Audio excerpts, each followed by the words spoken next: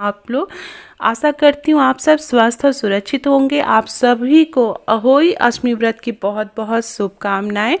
इस वीडियो में मैं आपसे शेयर करूंगी कि अहोई अष्टमी की पूजा कैसे करेंगे। बहुत ही सरल विधि से मैं बताऊंगी। पूजन सामग्री का वीडियो मैं बना चुकी हूँ और उसकी लिंक मैं डिस्क्रिप्शन बॉक्स में डाल दूंगी, आप या मेरे चैनल पर जाके देख सकते हैं। एक चौकी लेंगे, उसमें लाल रंग का इस तरह से कपड़ा या चुनरी बिछाएंगे, उसके ऊपर गंगा जल से आचमनी करेंगे। फिर अहोई अष्टमी की माता की इस तरह से फ़ोटो मार्केट में मिलती है, आप ये रख सकते हैं। अगर मार्केट में फ़ोटो नहीं मिल पा रही है तो आप नेट से निकलवा सकते हैं या फिर आप हाथ से इस तरह की आकृति बना के दीवार पे या किसी पन्ने पर आप पूजा कर सकते हैं। उसके बाद सामने एक गेहूं का छोटा सा ढेर बनाएंगे इस तरह से। अगर आपको गेहूं ना मिल पा रहा हो तो आप चावल या कोई भी अनाज ले सकते हैं, अनाज से बनाना होता है। उसके बाद हम सुपारी रखेंगे इसके ऊपर। सबसे पहले गणेश जी की पूजा होती है, इसलिए हम गणपति बनाएंगे। फ़ोटो में अगर गणेश जी बने हो तो आप वहाँ पे भी पूजा कर सकते हैं। तो इस तरह से सुपारी के ऊपर कलावा बांध कर हम गणेश जी बनाएंगे, उनको स्थापित करेंगे। बगल में जो है अनाज से भरा हुआ पात्र रखेंगे, उसमें कुछ दक्षिणा निकाल देंगे जिसे हमें पंडित जी को दान दे देना है। 2 करवे लेंगे, ये वही करवे हैं जो हमने करवा चौथ में यूज़ किए थे, उसी करवे से हमें पूजा करनी होती है। बहुत सी जगह लोग अलग करवे से भी पूजा करते हैं, लेकिन मान्यता ये है कि उसी करवे से पूजा की जाती है। एक करवे में अनाज भरेंगे, अनाज जैसे कि मैंने गेहूँ भरा है, आप चावल लावा इस तरह से कोई भी अनाज भर सकते हैं। दूसरे में हम जल भरेंगे, जल के साथ हल्दी, अक्षत, कुमकुम और फूल डालेंगे। उसके बाद जहाँ पर हमें इन करवों को रखना है वहाँ पर भी हम गेहूं का ढेर बनाएंगे, या आप चावल का भी बना सकते हैं, चावल आसानी से मिल जाता है हर घर में। उसके ऊपर एक के ऊपर एक इस तरह से हम करवे रखेंगे। तो कोई नियम नहीं है, आप जल वाला करवा भी नीचे रख सकते हैं या फिर अनाज वाला करवा भी नीचे रख सकते हैं। उसके बाद इस तरह से शुद्ध करेंगे, गंगा जल से आचमनी करेंगे इस तरह से। फिर सबसे पहले हम गणेश भगवान जी की पूजा करेंगे। तो गणेश भगवान जी को कुमकुम हल्दी लगाएंगे। फ़ोटो में जो भी आकृतियाँ बनी हुई हैं अहोई माता की को हम हल्दी कुमकुम लगाएंगे, अच्छे चढ़ाएंगे इस तरह से। जो करवे हैं उसमें हम स्वस्तिक बनाएंगे और इस तरह से हल्दी कुमकुम लगाएंगे। तो इस तरह से जो भी चीज़ें हमने जो अनाज रखा है उस पर स्वस्तिक बनाएंगे या हल्दी कुमकुम लगाएंगे। तो इन सारी चीज़ों पे हमें हल्दी कुमकुम और अच्छे चढ़ाना है। अहोई अष्टमी की पूजा पुत्र की लंबी आयु या संतान, बेटा हो या बेटी, उनकी लंबी आयु के लिए रखा जाता है। और सभी माताएं अपने बच्चों के लिए ये व्रत रखती हैं। यह निर्जला व्रत होता है और तारों की छाँव में जब तारे निकलते हैं तो तारों को अर्घ देकर इस व्रत का उद्यापन किया जाता है। चंद्रमा इस दिन बहुत ही देर से रात के 11 बजे निकलते हैं, इसलिए तारों को ही देके अर्घ देके इस व्रत का पारण किया जाता है। अब रक्षा पहनाएंगे, जिसे कलावा भी बोलते हैं, ये देखिए, या रक्षा सूत्र बोलते हैं। दोनों करवों पे भी हम रक्षा सूत्र इस तरह से लपेटेंगे, कलावा लपेटेंगे। नीचे वाले करवे पे भी लगाएंगे इसी तरह से। ये तो इस तरह से रक्षा सूत्र पहनाएंगे और जैसे हम घर में कोई भी पूजा करते हैं उसी तरह से हमें पूजा करनी है। घर में हम जैसे पूजा करते हैं उसी तरह से सारी चीज़ें चढ़ानी हैं। अहोई माता को लाल रंग की चुन्नी चढ़ाएंगे, आप चाहें तो साड़ी या लाल रंग का कपड़ा चढ़ा सकते हैं। फूल माला चढ़ाएंगे। तो इस तरह से सरल तरीके से हमें पूजा करनी है। उसके बाद हम जो है यहाँ पर चांदी का आप देख रहे होंगे, चांदी की जो अहोई माता की माला होती है वो हम चढ़ाएंगे, करवे के ऊपर इस तरह से टांग देंगे। और इसमें मनके लगे होते हैं। आप अगर पहला व्रत है तो 2 मनके चांदी के डाले जाते हैं और हर साल जैसे जैसे हम व्रत रखते जाते हैं मनके बढ़ते जाते हैं। उसके बाद हम यहाँ पर दिया जलाएंगे। बहुत से लोग दिया जलाते हैं पूजा शुरू करने से पहले, बहुत से लोग पूजा करने के बाद दिया जलाते हैं। तो थोड़ा सा गेहूँ रख कर उसके ऊपर हम दिया जला देंगे और फिर हम सारी विधि फॉलो करेंगे।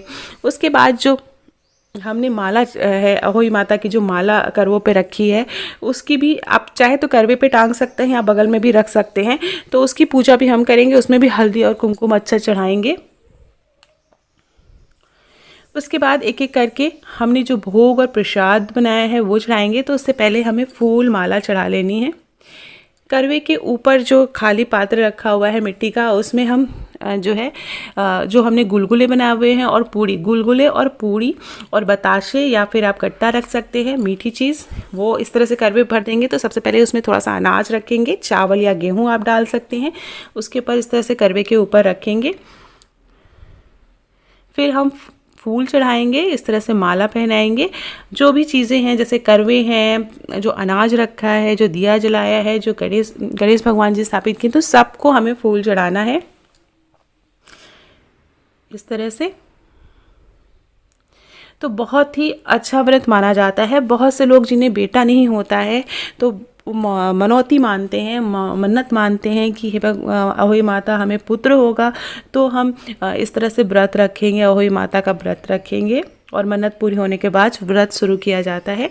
बच्चे कष्ट में होते हैं तो भी यह व्रत मनौती मान ली जाती है कि बच्चा ठीक हो जाएगा तो मैं ये व्रत रखूँगी। उसके बाद जो भी चीज़ें थी हमने भोग में बनाई है, जैसे कि गुलगुले, पूड़ी और बतासे, साथ में बहुत से लोग चावल की खीर बनाते हैं, तो इस तरह से प्रसाद चढ़ाया जाता है। प्रसाद में जैसे पूड़ियाँ हैं वो 8 की संख्या में होनी चाहिए या 16 की संख्या में होनी चाहिए, इसी तरह गुलगुले 8 या 16 की संख्या में होना चाहिए। उसके बाद श्रृंगार का सामान अहोई माता को चढ़ाएंगे। ये एक तरह से बायना की थाली होती है। जो भी श्रृंगार का सामान है वो सासू माँ को दे दिया जाता है। अगर सासू माँ जैसे आपके ससुर नहीं है तो जो सुहाग का सामान आप उन्हें नहीं दे सकती हैं, तो आप किसी भी सुहागिन महिला को ये सामान दे सकती हैं। जैसे घर में कोई भी हो, आपकी ननद है, चाची हैं, जेठानी है, उसे आप ये सुहाग का सामान दे सकती हैं और अपने सासू माँ को आप कोई भी कपड़ा, वस्त्र या फिर कुछ अमाउंट दक्षिणा के रूप में दे सकते हैं। तो ये बायना की थाली होती है जो कि सास को दी जाती है। इसके साथ साड़ी भी दी जाती है। तो साड़ी भी जो है वो भी हम माँ को छुआ लेंगे, माँ को चढ़ाएंगे और फिर वो बायना के रूप में सासू माँ को दे देंगे। नारियल चढ़ाएंगे। नारियल में हमें स्वस्तिक बना लेना है, तो ये पवित्र फल माना जाता है, तो नारियल हम चढ़ाते हैं। उसके बाद जो भी फल फूल है, हरे रंग के अगर कोई भी फल है तो आप उसे जरूर चढ़ाइए। जैसे केला है, खीरा चढ़ा सकते हैं, सिंघाड़ा का सीज़न चल रहा है, सिंघाड़ा चढ़ा सकते हैं। बहुत सी जगह पर मूली भी चढ़ाई जाती है। तो ये अलग अलग मान्यता है, क्योंकि मूली इस सीज़न में आनी शुरू होती है, नया फल होता है, तो बहुत से लोग मूली भी चढ़ाते हैं। तो इस तरह से हमने चौकी पे सारा सामान रख दिया है। अब हाथ में गेहूं और फूल ले लेंगे और उसके बाद हमें कथा पढ़नी है या कथा सुननी है। अहोई माता की कथा है, 2 कथाएं होती हैं, अलग अलग कथाएं, आप 2 या 4 कथाएं सुन सकते हैं, जो भी कथाएं आपको आसानी से मिल पाए। किताब में दी रहती हैं या आप नेट से ढूंढ सकते हैं। तो वो स्याऊ माता की जो कथा होती है वो हमें पढ़नी होती है। कथा सुनने के बाद इस तरह से हम जो भी उसमें गेहूं हमने हाथ में लिया था वो सभी जगह चढ़ा देंगे, करवों पर, गणेश भगवान जी को और अहोई माता की फ़ोटो पे चढ़ा देंगे। और उसमें से कुछ गेहूं जो है हम जो जल चढ़ाएंगे वो जल में भी डाल देंगे। जो हमें जल से अर्घ्य देना है उसमें से कुछ गेहूं के दाने हम जल में भी डाल देंगे। उसके बाद हमें इस तरह से अपना आंचल लेना है। ये देखिए आंचल जो भी आपने पहना है, या अगर आपने चुनरी पहनी है शादी की तो चुनरी या जो भी साड़ी वस्त्र पहने हैं उसमें हम थोड़ा सा गेहूं रख के इस तरह से चारों तरफ फैलाएंगे, जिसको बोलते हैं प्रसाद या भोग लगाना। 3 बार इस तरह से फेरेंगे जल लेके, तो इसको प्रसाद या भोग लगाना कहते हैं। उसके बाद ये देखिए एक कोई भी पीतल का पात्र लेंगे, उसमें जल भर के उसमें हल्दी, अक्षत, कुमकुम डालेंगे, फूल डालेंगे, उसको भी हम टीका लगाएंगे। जैसा कि मैंने कहा गेहूं के कुछ दाने हम उसमें भी डाल देंगे और इसी से हम चंद्र भगवान को अर्घ्य देते हैं। तो इस तरह से हम चंद्र भगवान को भी बहुत से लोग देते हैं, लेकिन हम तारों, चूँकि चंद्रमा बहुत देर से निकलते हैं इसलिए तारों को ही अर्घ्य दे के, शाम को जब भी तारे निकलते हैं 7-8 बजे की रेंज में, तो हमें उनको अर्घ्य देने के बाद अपने व्रत का पारण कर लेना है।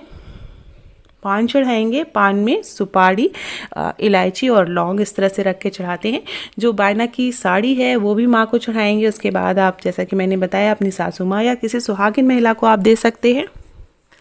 उसमें आप कुछ दक्षिणा निकाल देंगे। उसमें आप जो श्रृंगार का सामान आपने चढ़ाया है वो श्रृंगार का सामान आप इसके साथ लगा देंगे और बड़ों का आशीर्वाद लेंगे।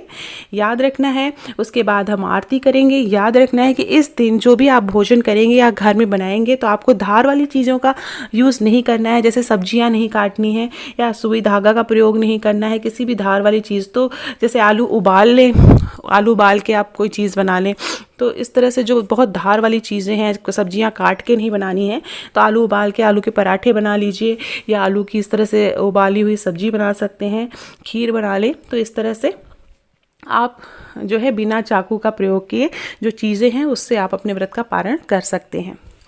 माँ को सिंदूर चढ़ाएंगे, सुहाग लेंगे, सिंदूर चढ़ा के अपने माथे पे भी लगाएंगे। तो सुहाग लेना मैंने कई वीडियो में बताया है, 7 बार सिंदूर चढ़ाते हैं, फिर 7 बार सुहाग लेते हैं, फिर हाथ धोकर 7 बार माँ को वापस सिंदूर चढ़ाते हैं। तो इस तरह से सुहाग लिया जाता है। तो ये सारी चीज़ें करने के बाद ये आप पूजा शाम को कर सकते हैं। पूजा का जो शुभ मुहूर्त है उसका वीडियो मैं डाल दूंगी, आप वहाँ से देख सकते हैं, या मैं अपनी कम्युनिटी में डाल दूंगी, आप वहाँ से भी देख सकते हैं। ये जो है जल, उसके बाद जब तारे निकलते हैं 7 बजे से 7:15 के बीच में, तो ये तारों को अर्घ्य देकर उसके बाद अपने पानी पी सकते हैं और व्रत का उद्यापन कर सकते हैं। उसके बाद जब पूजा कर लें तो जो चांदी की माला है, अहोई माता की माला है, उसे कुछ देर के लिए पहन लिया जाता है। बहुत से लोग दिवाली के दिन तक, छोटी दिवाली के दिन तक पहने रहते हैं, बहुत से लोग थोड़ी देर पहन के वापस यहीं टांग देते हैं। ये चौकी पे जो कलश या करवा रखा है, इसे हमें दिवाली के दिन तक इसी तरह रहने देना है, और इसमें जो जल रहता है वो छोटी दिवाली को पूरे घर में उस जल से हम घर को पवित्र कर लेते हैं। तो ऐसा माना जाता है कि घर में सुख समृद्धि बनी रहती है।